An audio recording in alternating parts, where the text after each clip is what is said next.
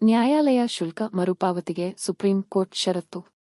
ವಿವಾದ ಇತ್ಯರ್ಥ. ಹೀಗೆ ಮಾಡಿದರೆ ಮಾತ್ರ ಶುಲ್ಕ ವಾಪಸ್, ಇಲ್ಲದಿದ್ದರೆ ಕೋರ್ಟ್ ಫೀ ಮರುಪಾವತಿ ಮಾಡಲ್ಲ ಎಂದ ಅಪೆಕ್ಸ್ ಕೋರ್ಟ್.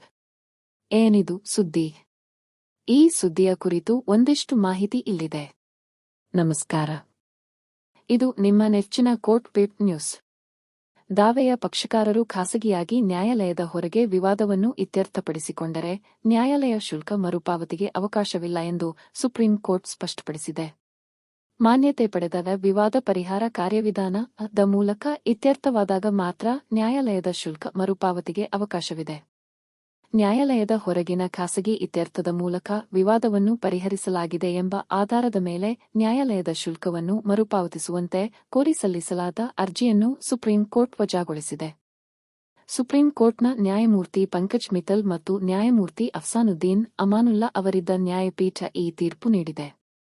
ಮಧ್ಯಸ್ಥಿಕೆ, ರಾಜಿ, ನ್ಯಾಯಾಂಗ ಇತ್ಯರ್ಥ, ಲೋಕ ಅದಾಲತ್ ಅಥವಾ ಮಧ್ಯಸ್ಥಿಕೆಯ ಮೂಲಕ ಪ್ರಕರಣವನ್ನು ಇತ್ಯರ್ಥಪಡಿಸಿದಾಗ ಮಾತ್ರ ನ್ಯಾಯಾಲಯದ ಶುಲ್ಕ ಮರುಪಾವತಿಗೆ ಅವಕಾಶವಿದೆ ಎಂದು ನ್ಯಾಯಪೀಠ ತೀರ್ಪಿನಲ್ಲಿ ಹೇಳಿದೆ.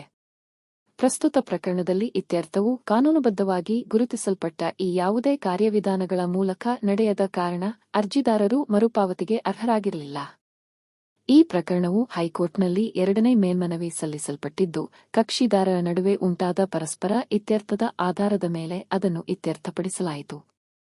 ಇತ್ಯರ್ಥದ ನಂತರ ಅರ್ಜಿದಾರರಾದ ಜಡ್ಜ್ ರಾಮ್ ವಿಚಾರಣಾ ನ್ಯಾಯಾಲಯ, ಮೊದಲ ಮೇಲ್ಮನವಿ ನ್ಯಾಯಾಲಯ ಮತ್ತು ಎರಡನೇ ಮೇಲ್ಮನವಿ ನ್ಯಾಯಾಲಯ ಎಂಬ 3 ಹಂತಗಳಲ್ಲಿ ಪಾವತಿಸಿದ ನ್ಯಾಯಾಲಯ ಶುಲ್ಕವನ್ನು ಮರುಪಾವತಿಸುವಂತೆ ಕೋರಿದರು. ಇದು ಎರಡನೇ ಮೇಲ್ಮನವಿಯಲ್ಲಿ 29,053 ರೂಪಾಯಿ ಆಗಿತ್ತು.